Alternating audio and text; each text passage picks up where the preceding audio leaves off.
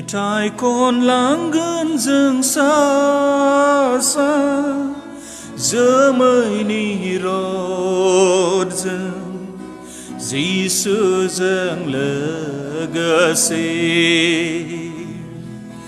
Metai kon langgan jeung sa Zemai ni rod jeung Giêsu jeung legasi Bebum ni gapnaya Jeblang sigen jeung habeuy soma Bebum ni dukuan Sigen jeung habeuy soma Metai kon langgan jeung sa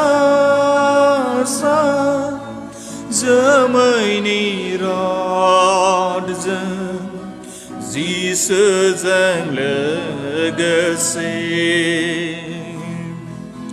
Metai kon langgan jeung sa Zemai ni rod jeung Giêsu jeung legasi Bebum ni lubay nayam Jeblang sigen jeung habeuy soma Bebum ni gasinayam Sigen jeung habeuy soma Metai kon langgan jeung sa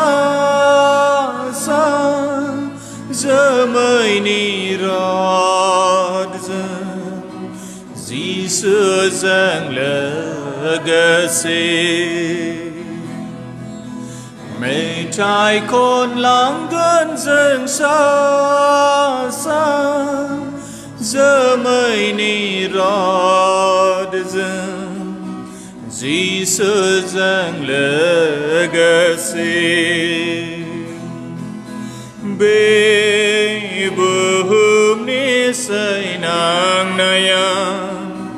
Jeblang sigen jeung habeuy soma Bebum ni teuy nayam Jeblang sigen jeung habeuy soma Metai kon langgan jeung sa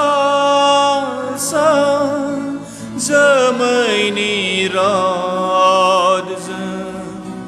Giêsu jeung legasi Metai kon langgan jeung sa Zemai ni rod jeung Giêsu jeung legasi Pap siman लानाय बाथ्राखौ जोंनि गोसोनिफ्राय खुगाजों इसोरनि सिगाङाव सिमान लानानै बुंनि गोथार इसोर सोरगोआव थानाय आफा आं हावरि आफा बिखौ अननानै नायहरदो खुगाजों गोसोजों आरो मावनायजों नोंखौ मान गैयै खालामबाय आंनि गोसोआव पापनि लुबैनाया थायो आङो जिसु ख्रिस्टनि मुङै खावलायो अननानै आंजों थाफ्लायदो आरो आंनि पापनि खेमा होनानै नोंखौल' गिनो आरो अननो बोलो हो फोरबोनां खनखां आमेन